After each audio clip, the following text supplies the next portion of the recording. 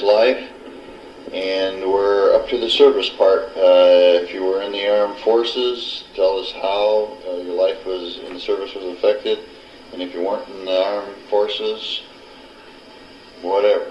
Okay, well, I just happened to be, so let me go there. I was in the Navy for 4 years. Whoops, that would be Mom on the phone telling me that she's made her destination. Hang on. Well, that wasn't Mom, that was Grandma Tomko calling to let me know that I should tell Mom that Uncle Tom's not going to be at the wedding for Andrea and Harry. He's going to be somewhere in Japan picking up mines out of the field so some contractor can build a road. So that's all I know. And I think what we're going to do is start this tomorrow again.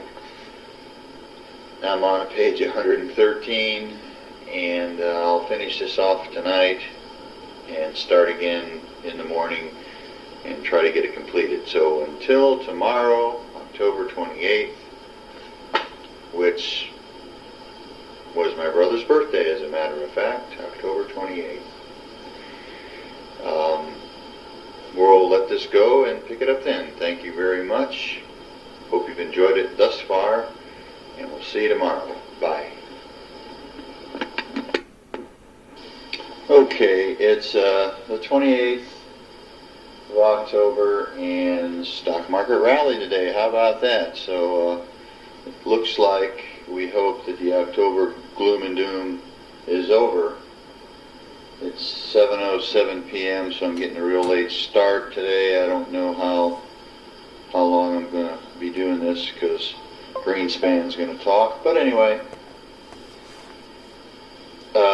one side note here is regards to a fond memory of my dad, which I already talked about, but this one came to mind later. When he was in a nursing home, I don't know, maybe 6 months, a year before he passed away, I just kind of wanted to know where he was, with God and how he felt and so forth. Because we never really talked much at our house. We went through the motions on occasion, did the holidays and went to church and things like that, but never really talked religion much. So I didn't really know where he was, and so I didn't know how to put it to him, but one time I just came up and said, so do you think there's a God, Pop? And he says, you better believe there is. And he was just so definite in that statement and so clearly defined, that it made me sit up and take notice, because for months and years prior to this time, he would drift off into Never Never Land and be incoherent and talk about little things and places that didn't exist. And but this one statement that I made to him brought back a comment that was unshakable. So that was a good thing to hear. Another thing in regards to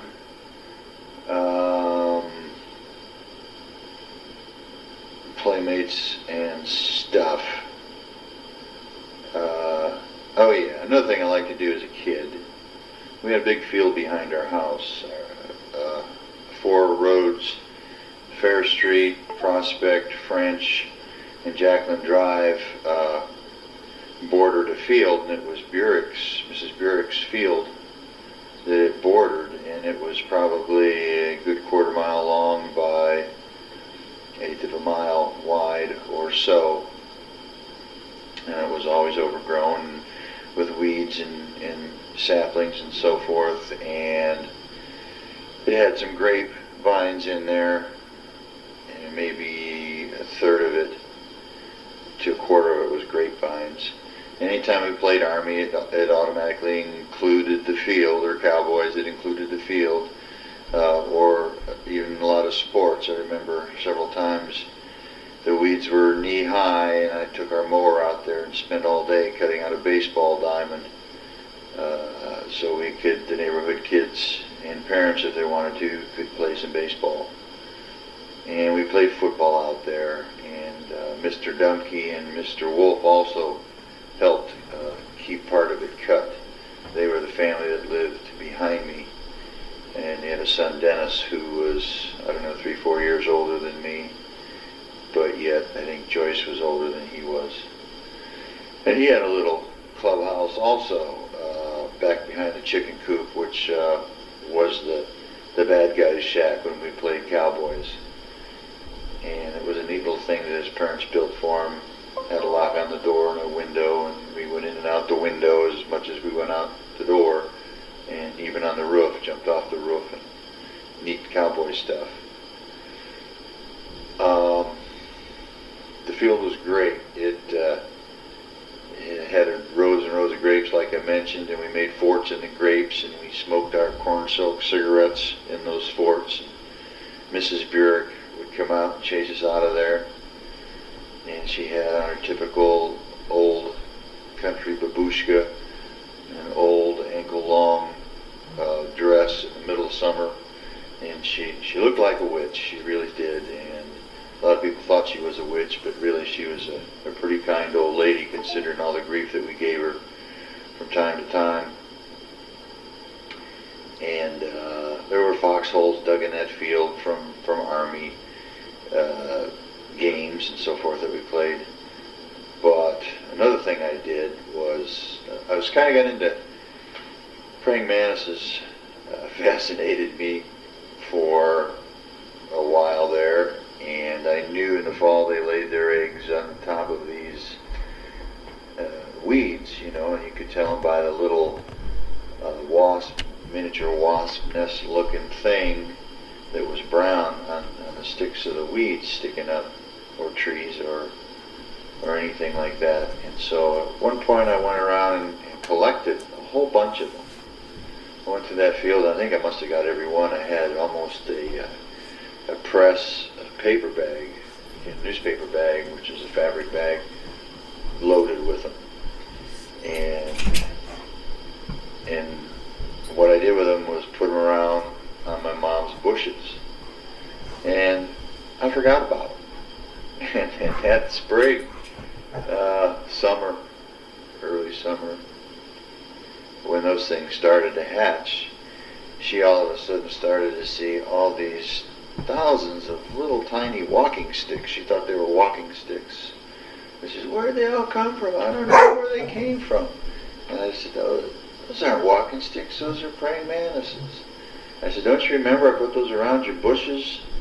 She says, "No, I didn't know you did that. My gosh, how are we going to get rid of these things?" And well, needless to say, there weren't too many bugs bothering her bushes that year, because the praying mantises were there taking care of them. At least for a while, they, found their own roosts and flew away eventually. It was kind of funny because there was a whole bunch of them everywhere. Over, every given plant would just be covered with these little crawling things. So that was funny. A little story there, a little fun around the house with Mom.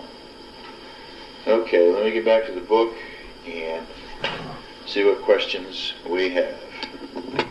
Okay, this is the armed service one. If you served in the armed services, describe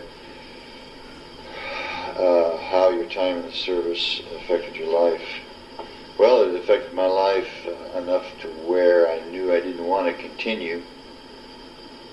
It was a neat idea to think that I could retire at 45 or so. I mean, I'm pushing 54,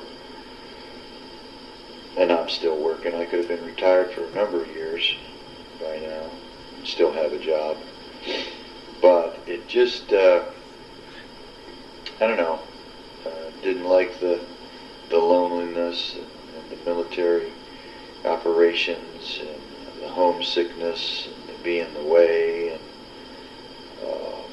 certainly the pay wasn't too great. Of course, that's pretty much been the story of my life. But I learned a lot of things. I met a lot of people, been a lot of places, and done a lot of things I would never have done before. Went to New Zealand, Australia, and of course spent several tours on the Vietnam gun line. So I get to be a veteran of a foreign war, and I am a member of the VFW here in Meadville. But other than that, time in the service was time in the service, and I look back at to giggle and a few memories here and there, good and bad. I crossed the equator, so I'm a shellback. Went through the initiation. We got shot at one time, to my knowledge. I was on the DuPont, USS DuPont, a destroyer, and we got shot at one time, and the shell landed and exploded probably, maybe 100 feet or so from the side of the ship, and I happened to be down in the berthing quarters at the time, so my pants were full in a hurry, and so they sounded general quarters, and there was a lot of scared boys on that tin can that night. Nobody knows where it came from, or who shot it. It could have been a misfired American shell, very easily. That happens a lot. But anyway, we never got shot at again, thank God. And I got a 9-month cut out of a 4-year tour of duty. And I may think of some other things about the military from time to time, but pretty much that's the answer to that question. Have you ever believed so strongly in a cause that you marched in a rally or demonstrated in protest? Not really, because I think when most of that was going on, I was in the service. When Woodstock was going on, and a lot of people were doing things like that, I was serving my time in the service.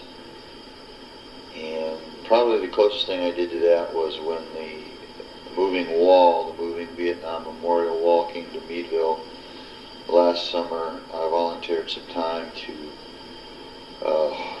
hold the book and have people come up and ask me to look up somebody's name, and I'd look up their name and tell them what panel of the wall it was on.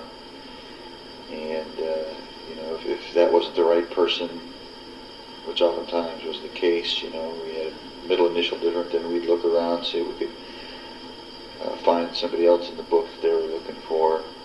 And I spent a lot of time up there. It was a pretty moving place, really. I didn't think it would affect me that way because it wasn't the real wall, but it did. I used to know the exact number, I don't know, 119,000 people died or names are on that wall. It was an incredible number of people. And it was a very moving week in Meadville. So that's probably the closest thing to demonstration I was involved in. What is the gutsiest thing you ever did in your life, and why did you do it? Well,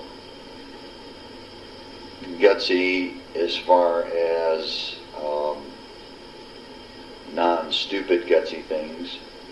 Of course, I'm not sure if this qualifies or not. It might be stupid, but it's probably what I'm doing now.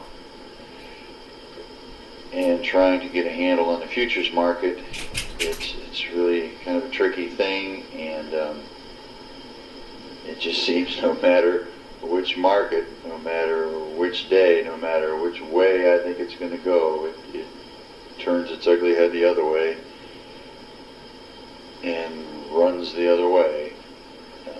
I don't know if maybe this is one of my little ant wars that I should avoid that I mentioned earlier, or it's just something that I need to buckle down and really take a hard look at and learn to cut my losses to a minimum and learn to trade a little bit better. Needless to say, I'm paying the price of education, so I sure hope I do get one.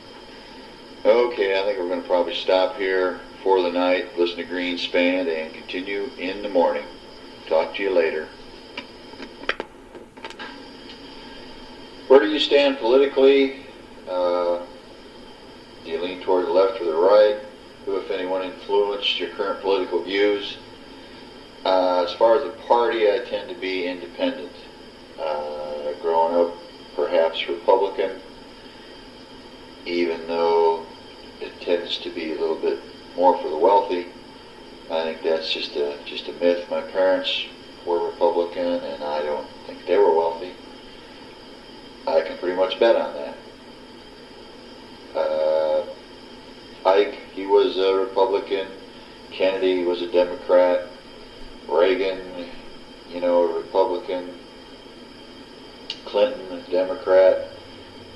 Kind of a unique piece in himself, but nevertheless the country did pretty well under his reign. But as far as political views, I tend to look at the man and the platform that he presents as opposed to a party membership.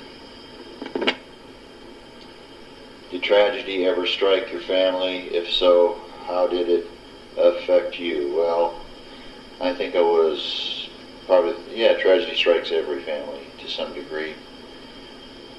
Everybody loses somebody, which is the most common tragedy. And when I was, I believe, 12 or 13, my brother passed away, and it was a pretty bad time in our family, and I watched my parents for a lot of years, and I don't think they ever recovered from it in my own way. I know I never did. It's a real tough thing to do, to lose somebody that's one of the family strengths, especially a young person. It's one of the toughest things, and I don't think any parent should have to go through it. I know a lot of them do, but I think the law of the land should be every child should outlive their parents. I think I'm going to make a law somehow and get that in the books. As far as disasters, I think that would probably be the one and only. Other than that, we've been blessed as a family as far as my parents and sister and myself having everything we need to get by in life. And I think today, Barbara and I have provided our family with pretty much everything they need to get by. And I think we're getting by okay. Could be better. But, perhaps one of these days those 6 lottery numbers will come into play. As far as tragedies, that's about it. What's one of the best movies you've ever seen? And if you could play a character in the film, who would it be? Probably one of the best and most realistic movies I've seen recently was Saving Private Ryan. It's a war movie about the Korean War, and I believe it was the Korean War, WW2. Anyway, realistic war scenes, body parts and so forth abound, and I'm sure it had to be that way. If I were to play any character in that movie, it would be Tom Hanks, who, well, as a matter of fact, I don't think it would be Tom Hanks, because he ended up dying at the end. Whoops. It would be Private Ryan. Yeah, he's the one that made it through. Of course, he lost his 3 brothers in that war, and that's why Hanks went to talk to him about it and get him out of the military. So, you know what? I don't think I'd play anybody in that movie. Another movie that I like is On Golden Pond with Henry Fonda, and it's about an old man and him getting old and how he feels about it. And I kind of like that movie. I like the music, but I can't say that I would want to play anybody in the movie. Another one I really like is Stakeout, and that's a funny movie with Richard Dreyfuss in it. What About Bob with Richard Dreyfuss? That's another good movie. And I'm not sure who I would play, but They're both pretty funny movies. How would you finish this sentence? One thing my dad always said was, well, there's a couple of things. One thing my dad always said was, a poor ride beats a good walk any day. And one of the things my dad always said was, if you never lie, you never have to remember what you said, which I mentioned a little bit earlier. Did you ever go to summer camp, camping with the Boy Scouts? Share an unforgettable memory. Yeah, I think when I was 13 or 14, I think I went a couple years to YMCA term camp. And that's a 10-day camp. And you live in cottages. And there's a few pictures around here. I went with my friend next door, Jeff Spellman, who was a year younger than I was. On the same day we were born, but I was older, so I knew everything, which certainly isn't the case. But a couple things happened at camp one year. I don't remember which year. I did go 2 years. I remember one of the cabin's names was Iroquois, and the next, I think it was the first year, and the next year, I don't really recall. But I was in the same cabin with Jeff Spellman. One year, one of the friends that we met at camp, one of the kids in our cabin, I don't remember his name, but we were goofing around, and he was on the roof of the cabin somehow, and we had window shutters that lifted up and were held by a chain. Well, he was going to get down off the cabin, and he stood on the shutter, and the chain wasn't long enough to hold him. And so he fell through that shutter, and the shutter collapsed, and then the one underneath that collapsed, and he kind of fell partially in kind of a half hole that went under the cabin. It wasn't very deep, but I remember when he got up out of that little half hole, he picked up his arm, and his arm was dislocated at the elbow, and it wasn't a pretty sight. And I was no medic or anything, and I knew there were other people around that could help him, so I just kind of looked the other way, and somebody came running over and put a coat over his arm and walked him to the infirmary, and that pretty much ended his camp week that year. But it wasn't a pretty sight. Another time, there were several of us talking at night and didn't really want to go to sleep. Well, fact of the matter was,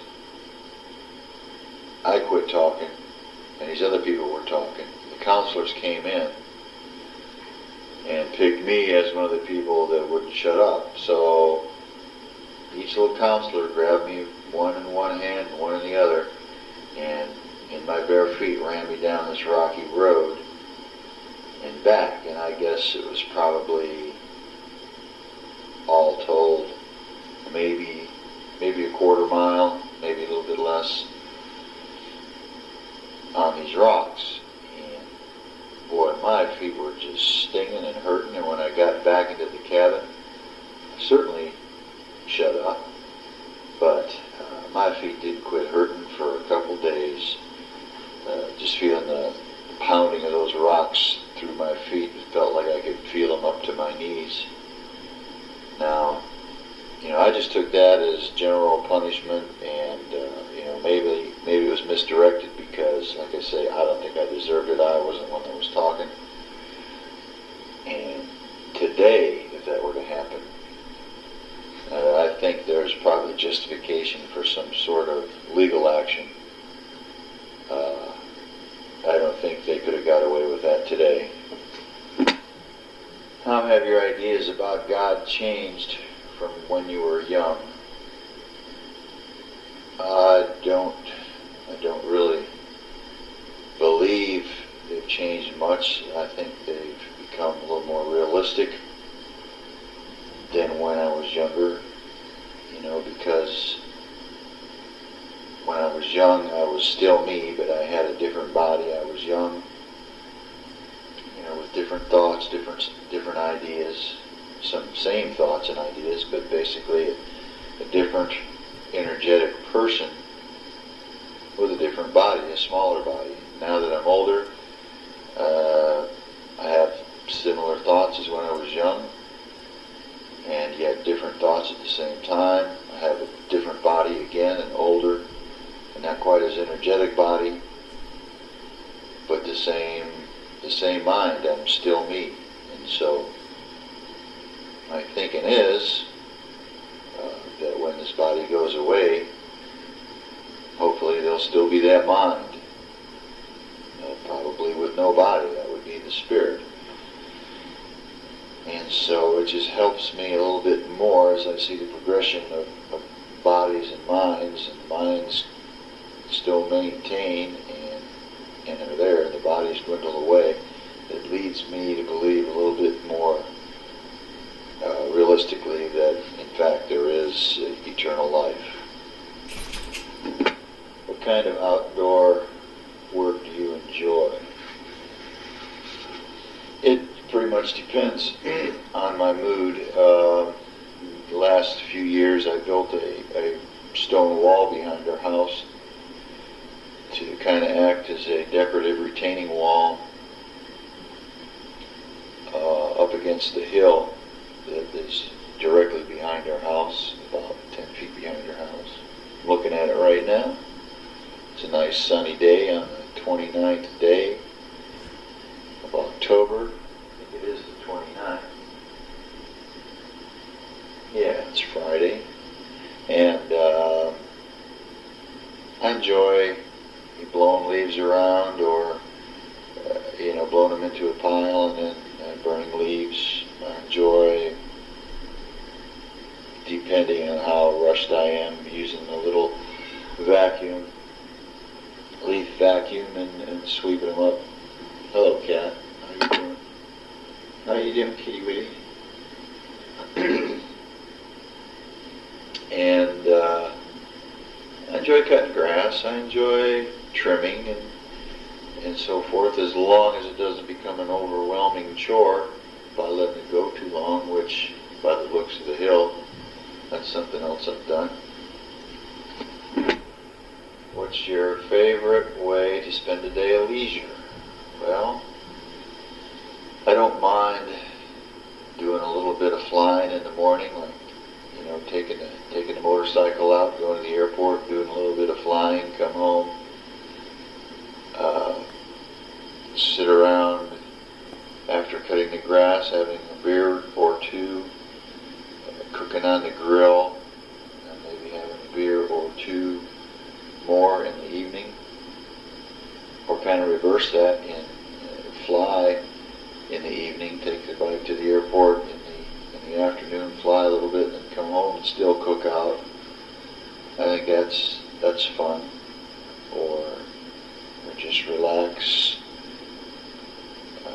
by a beach or near some water. I enjoy that, and then coming home and cooking on the grill. But I think probably a cookout would be part of any leisure sunny day activity, just to kind of cap it off. When did you learn how to ride a bike? Well, I was at the ride a bike age, which I don't know is what, 4 or 5 years old, something like that. And there's a picture around here somewhere of me, Joyce, Denny, and Dad all lined up in the backyard with our bicycles. And of course, I guess that's after we mastered, or after the last one, which is me, mastered the art of riding our bikes. But I remember in the process of learning in the backyard, they'd get me started and I'd be pedaling, and Dad would be behind me or Mom behind me, kind of hold me upright, and then not necessarily give me a shove, but they'd take their hand away, and there I'd go. I'd be on my own, pedaling my heart out, not realizing that they let go. And of course, course, once I saw that they had let go and it was me, I then began to fault my own productivity. In one case, I cracked up and hit the big elm tree that's in my parents' backyard, or it was, last I saw. And that would be the biggest tree in the backyard, between the garage and the patio. And it was a big elm tree. Well, that tree was just a little sapling when I was learning to ride my bike. And I got wrapped in around that tree some way. They had a heck of a time getting me untangled. And my, feet and legs were interspersed with the branches and trunk of that tree. I thought I broke my legs, broke my back, and twisted my head off. I never hurt so much. That was probably the worst experience I had in my life, hitting anything, including, playing football or anything where there's a contact sport. Where did I learn to water ski? Well, probably just picked it up when I was in junior high and in high school. Parents had a cottage up at the Huron River. We had a boat, a small outboard motor, 35 horsepower motor, and we had water skis, and everybody that was up there knew how to ski. And that's where I learned, on the back of the old Elgin. Hang on, telephone. If I were to carve one more face on Mount Rushmore, who would it be, of, and why? If I were to carve another face on Mount Rushmore, it would be my dad's face. He wasn't a presidential hero, but he would represent millions of the working class people that went to work on a daily basis, did the best they could for the good of the country and their families. In what ways are you like your mother? And in what ways are you like your father? Like my mother, I think sometimes I have a short, radical temper. And I think she did at times. And like my father, oftentimes I think that I let people get the best of me too much before I finally put a stop to it and show my anger. And I know I mentioned earlier that my mom always thought that Dad let people poop on him. Well, I'm kind of the same way, but I don't really think people are pooping on me, at least at this point. Looking back in life, what's one thing that you would have done differently and why? Well, I've got the classic answer for that. I think I would have worked harder on my education. Although statistics prove out, if given the opportunity to go back and do things a different way, most people would do exactly what they did because they responded to the stimuli or the situation at hand. And there's no reason why that would change if the opportunity would exist again. But if there were any changes to be made, I think I would try and study a little bit harder and get some a little bit better grades and at least have an idea of what I was supposed to be learning. Did you learn mechanics or woodworking as a young person? How and when? And what were your most memorable projects? Woodworking, high school, I made a few projects. I made a tray, I think it was in junior high. I made a tray for my parents, and they kept it on their dresser till the day they died.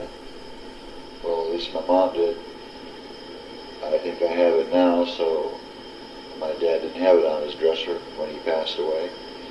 I had it, and it's still in a bag in the attic, in the basement somewhere, and that was the most memorable project other than the countless times I used our own bandsaw in the basement that Dad had down there ever since I can remember, and I have that in my garage now in pieces. Of course, I plan to put it back together and get it running.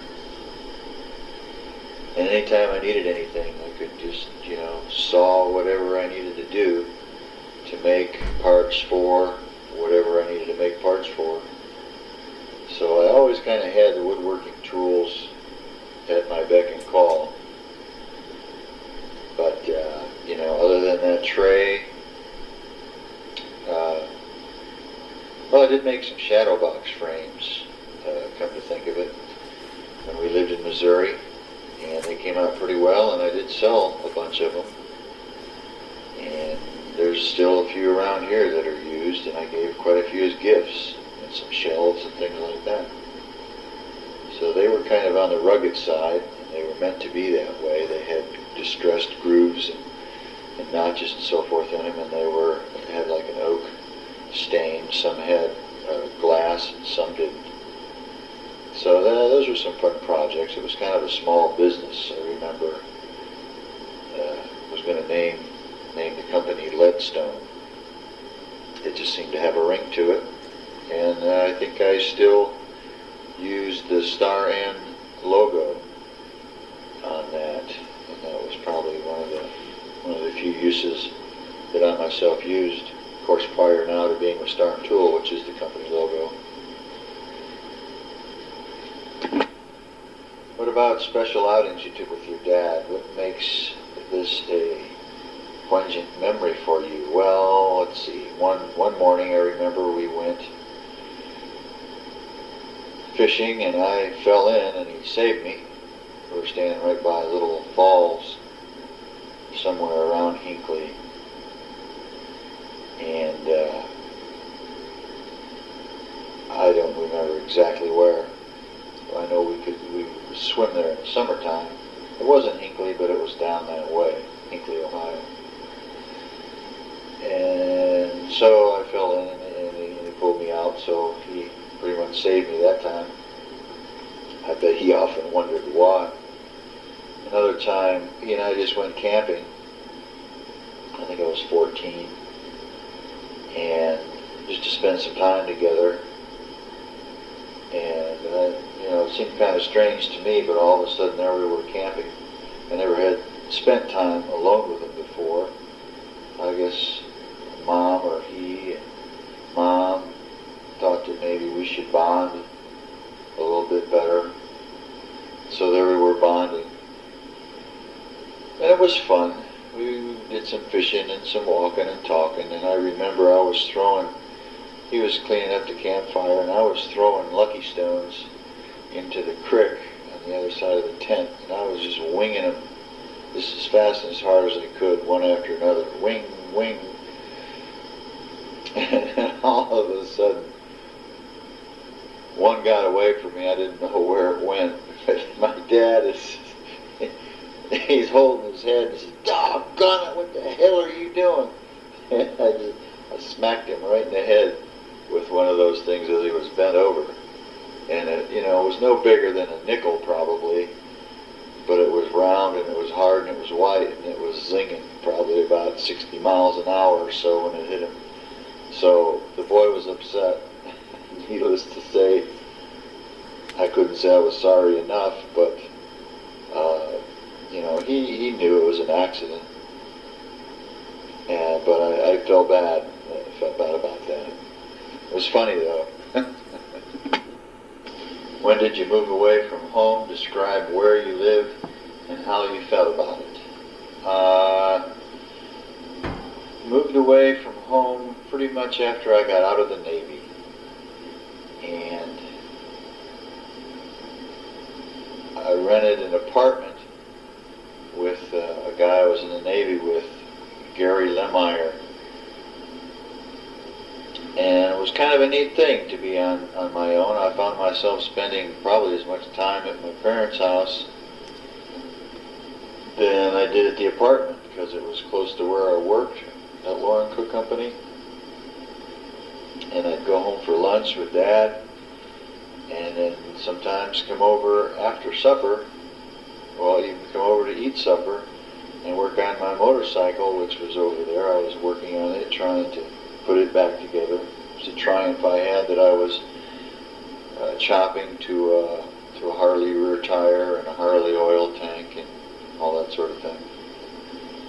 Ended up, I didn't ever put it together, but I ended up trading it for $50 and a 100-foot chain link fence.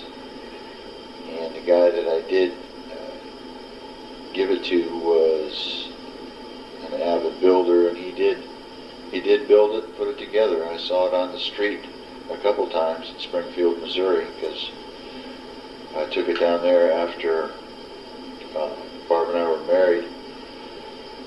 Worked on it a little bit, but then, like I say, I ended up getting rid of it. How did I feel about living on my own? I had mixed feelings. It wasn't as great as I thought, in that I was spending as much time commuting as I was being at my parents' house. But still, in all, I think there was kind of a peace about it. The fact that I wasn't in their hair and they weren't in mine. When we got together, we were visiting. We weren't forced together. And I think that that's the way it should be. When kids reach a certain age, they should move out. And then usually when they want to see their parents and vice versa, there is nothing but good times, because if you're having bad times, you certainly don't want to be together. So I think that's a good thing that happens, is when people kind of stay together, love each other, but the kids go about their separate ways. Tell me about some of your closest friends after you and Mom were married. What were some of the fun things you would do together? Well, let's see. We would get together over at Ramser's. They were the people that stood up for us at our wedding. There was Tom and Charlotte, and Fred and Emily Starn, and Barb and Richard. Those were the 6 people at our wedding. And the Ramsers remained friends with us in Missouri, and we'd go over there and just visit, cook out. And then maybe we'd go out to eat together. Nothing terribly exciting, but it was just kind of fun to be with people we knew. And back in Ohio, we would spend time with Jeff and Kathy Ryder, kind of do the same thing, visit, cook out, and we do the same with the Hawkeys. And we do it with, Joyce, Dan, and we do it with, Barb's family, Mary Beth and Joe, and Andrea, and Tim, and a lot of our family were also friends. But we never did anything real exciting. This summer we're supposed to go to a NASCAR race with the Market County Bird. I worked with Mark at PC Campana in the early 90s, early to mid 90s, and we're still friends to this day. They were supposed to be coming down this next weekend, but Connie had to work and I had my surgery. Didn't think I'd be up and around just yet, so we postponed that get together, this being the Halloween weekend for parades and parties and so forth. But we had a lot of friends, but didn't do a whole lot of terribly exciting things as far as events, going to different events. Mom and I would do some of that on our own. We went to see Billy Joel and a couple other entertainers. We went to see, that one place in Cleveland, the theater that turned around. I can't think of the name of it. They closed it down, but there was a folk guitarist we went to see. Of course, we went to see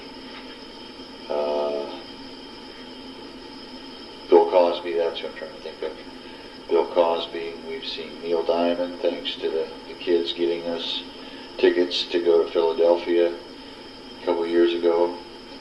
So we do stuff, but it's no big fanfare.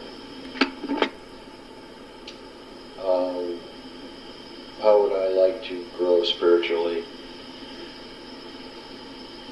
Well, I need a deeper faith, a deeper belief. I'd like to see that happen with my children also.